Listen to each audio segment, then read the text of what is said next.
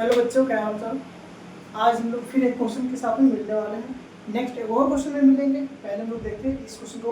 और ये क्वेश्चन है आपका क्लास 10वां का, एनसीईआरटी बुक से हट के क्वेश्चन है। जरा देखेंगे हम लोग इसको कैसे बनाना है, कैसे सॉल्व करना है। सो मान लेते हैं कि मेरे पास एक क्वेश्चन है और उस क्वेश्चन को कैसे सॉल्व करना है, आइए देखते हैं हम लोग। कहता क्या है कि किसी वस्तु बिंब को अवतल दर्पण के सामने 12 सेंटीमीटर की दूरी पर रखा जाता है। यदि दर्पण की फोकस दूरी 8 सेंटीमीटर हो तो प्रतिबिंब की स्थिति एवं उसका स्वरूप निकालिए। तो आपको यहाँ पे कौन से दर्पण की बात किया गया? अवतल दर्पण। दर्पण बेसिकली दो तरह का होता है। कौन कौन सा होता है सर? देखिएगा, थोड़ा ध्यान दीजिएगा, क्योंकि यहाँ पे दो बात आपको जानना बहुत जरूरी है। पहला, चिन्ह प्रॉपर्टी, जिसे लोग साइन कन्वेंशन कहते हैं। अगर ये नहीं पता रहेगा तब तक इस क्वेश्चन को बनाने के लिए आपको बहुत दिक्कत होगा। तो बोलेंगे सर दर्पण की तरह का कौन कौन सा? तो एक बोलेंगे सर अवतल और एक होता है उत्तल। ठीक है, कितने प्रकार के? दो प्रकार के। तो अवतल दर्पण का U मतलब होता है वस्तु का दूरी, V मतलब होता है प्रतिबिंब का दूरी, और F मतलब होता है फोकस दूरी। सेम उसी तरह से अगर हम बात करेंगे, U मतलब क्या होता है? उत्तल दर्पण का वस्तु का दूरी, V मतलब प्रतिबिंब का दूरी, और F मतलब फोकस दूरी। साइन कन्वेंशन या हम कह सकते हैं चिन्ह प्रॉपर्टी, वो कैसे होता है पर ध्यान देना। साइन कन्वेंशन अवतल दर्पण हो या फिर उत्तल दर्पण हो, दोनों का जो होता है वस्तु का दूरी वो हमेशा माइनस में लिया जाता है। अच्छा, अवतल दर्पण में क्या होता है? 5 में माइनस होता है और 1 में जो होता है वो प्लस होता है। ठीक है। अच्छा, फोकस दूरी की हम बात करते हैं तो इसमें क्या होता है सर? माइनस होता है। अच्छा, इसमें क्या होता है सर? तो ये प्लस होगा और ये भी प्लस होगा। किसमें? तो हम बोलेंगे सर उत्तल दर्पण में। और अवतल दर्पण की बात करते हैं तो अवतल की बात करेंगे तो U माइनस में, V माइनस में, 5 कंडीशन में, और एक कंडीशन में क्या? प्लस। F क्या होगा? माइनस। उत्तल दर्पण की बात करेंगे तो U हमारा क्या होगा? माइनस, V क्या होगा? प्लस, और F क्या होगा? प्लस। ये इतना बात आपको पहले जानना पड़ेगा। अगर ये बात आपको पता है तभी आप इस क्वेश्चन को बना पाइएगा, अर्थात नहीं बना पाइएगा। आइए हम लोग इस क्वेश्चन को आगे लेके चलते हैं और समझते हैं। ठीक है, चलो सबसे पहले बात हम लोग देखेंगे, इस क्वेश्चन को पढ़ेंगे और क्या क्या दिया हुआ है इसको लोग देखेंगे। तो देखते हैं हम लोग। दिया है एक बात आपको बताते हैं, जब आप क्वेश्चन पढ़िएगा ना तो क्वेश्चन के अंदर में ही कुछ कुछ चीज छिपा रहता है, उसी को हमको ढूंढ के निकालना होता है और वही हमारा क्वेश्चन में दिया हुआ रहता है। जैसे कि अभी पढ़ेंगे हम क्वेश्चन, आप सिर्फ ध्यान दीजिएगा। किसी वस्तु क्या होता है सर? कोई भी चीज हो सकता है, चाहे उसकी जगह में लालटेन हो, चाहे उसकी जगह में पेंसिल हो, चाहे उसकी जगह में कोई आदमी खड़ा हो, उसको हम वस्तु बोलेंगे। तो अवतल दर्पण, कैसा दर्पण? अवतल दर्पण के सामने 12 सेंटीमीटर की दूरी पर रखा गया है। कितना सेंटीमीटर? 12 सेंटीमीटर की दूरी पर रखा गया है। तो 12 सेंटीमीटर किस पर रखा गया? वस्तु की दूरी जो है वो कितना है सर?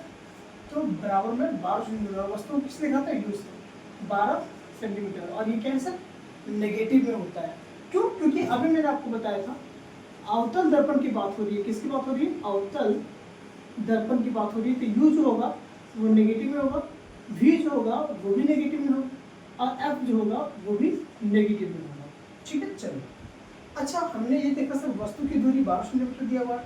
अच्छा, रखा जाता है यदि दर्पण की फोकस दूरी क्या दिया हुआ सर?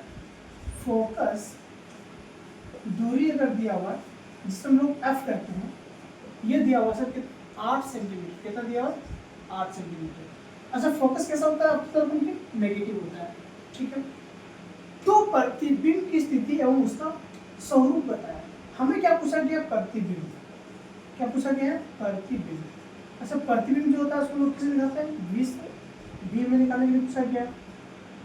हमें यहाँ पे बोला गया अवतल दर्पण के बारे में। तो अवतल दर्पण का एक फॉर्मूला होता है, मतलब दर्पण का सूत्र होता है, इसको लोग कहते हैं दर्पण सूत्र। तो हम लगा देंगे यहाँ पे दर्पण सूत्र से। दर्पण सूत्र क्या होता है? एक बार ध्यान देना।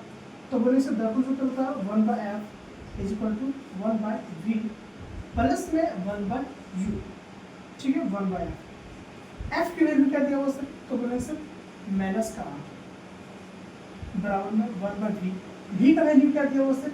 तो बोलेंगे हमें निकालना है। अच्छा, प्लस 1/u। u का वैल्यू दिया हुआ सर माइनस का 12। ठीक, तो 1/-8 इज इक्वल टू 1/v। ये प्लस माइनस क्या आ जाएगा? माइनस क्या आएगा? तो -1/12। ठीक। अच्छा मुझे बताओ, अगर ये माइनस का पूरा उठा के हम ये साइड ले आते हैं तो क्या बन जाएगा, ये 1/8। ये माइनस का इधर क्या होगा, 1/12 प्लस का हो जाएगा, बराबर में क्या हो जाएगा इधर 1/2। ठीक, क्या हो जाएगा इधर, हम लोग देखेंगे सर आगे क्यों, इधर देखिएगा। अगर हम बोलेंगे सर ये माइनस का है, ये पूरा उठा के इधर ले आएंगे तो क्या हो जाएगा सर, ये माइनस का रख के प्लस का जाएगा 1/12 बराबर 1/2। अच्छा देखिएगा, हम माइनस को नीचे रखें या फिर इसको ऊपर ले जाएं, इससे कोई दिक्कत नहीं होने वाला है। अब 8 और 12 क्या लेंगे, एलसीएम निकालेंगे। तो 8 और 12 का एलसीएम निकालेंगे तो कितना आ जाएगा, देखिएगा थोड़ा सा। अगर हम 8 और 12 का एलसीएम लेंगे, 2 से 2 छके 8 और 2 छके 12, फिर 2 दूनी 4 और 2 तिया 6, 2 दूनी 4, 4 दूनी 8, 8 तिया 24। तो 24 इसका एलसीएम है। क्या है इसका, 24 एलसीएम। अगर मान लो 24 इसका एलसीएम आया तो हम क्या करेंगे सर, 8 से इसको एक बार भगा देंगे, 8 तिया 24 और 3 को गुना करेंगे कितना आएगा, माइनस का प्लस में 12 से 24 को गुना करेंगे कितना आएगा, 12 दूनी 24, क्या आएगा 2, बराबर में कितना 1/2। तो -3 और +2 ये अगर घटेगा क्या आएगा, माइनस प्लस क्या माइनस होता है, तो 3 में तो कितना हो जाएगा, माइनस का 1/24 इक्वल टू क्या 1/2। ठीक, हम सिंपल इसको क्रॉस मल्टीप्लाई कर देंगे।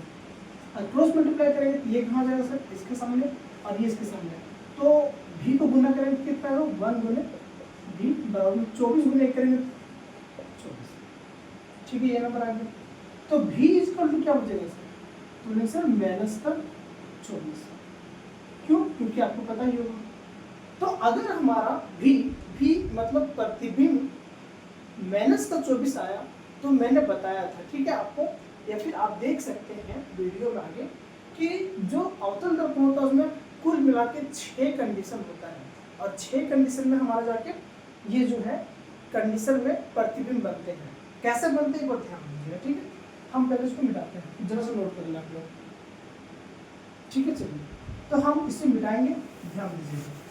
तो मान लीजिए कि अगर हम 6 कंडीशन को देखते हैं तो हमारे पास क्या क्या आता है सर, ध्यान दीजिएगा।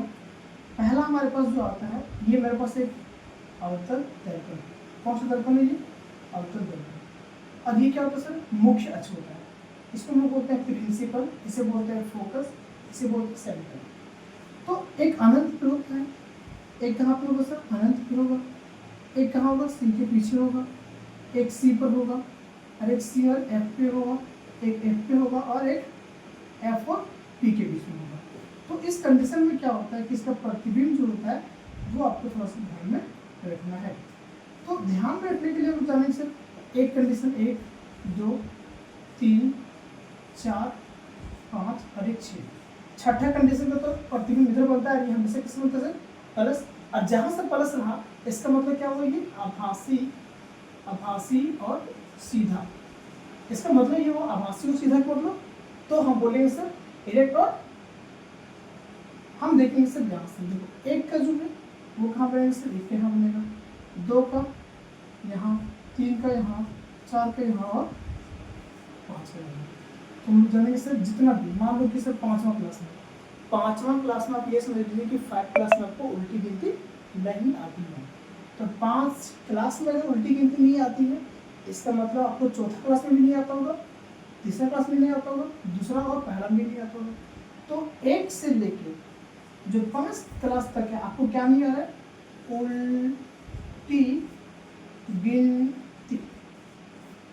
उल्टी गिनती नहीं आती है। इसका मतलब सर 5 कंडीशन में 1 2 3 4 5, इस 5 कंडीशन में जो हमारा बनेगा वो कैसा बनेगा सर, तो ये बनेगा हमारे पास वस्तु का प्रतिबिंब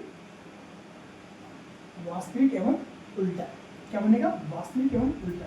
तो 3 कंडीशन है सर, यहाँ पे हम बोलेंगे सर वास्तविक एवं उल्टा। तो बोलेंगे सर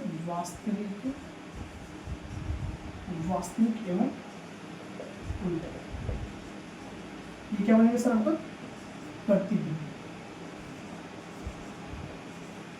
ठीक है, प्रतिबिंब कैसा बनेगा इसका, वास्तविक एवं उल्टा।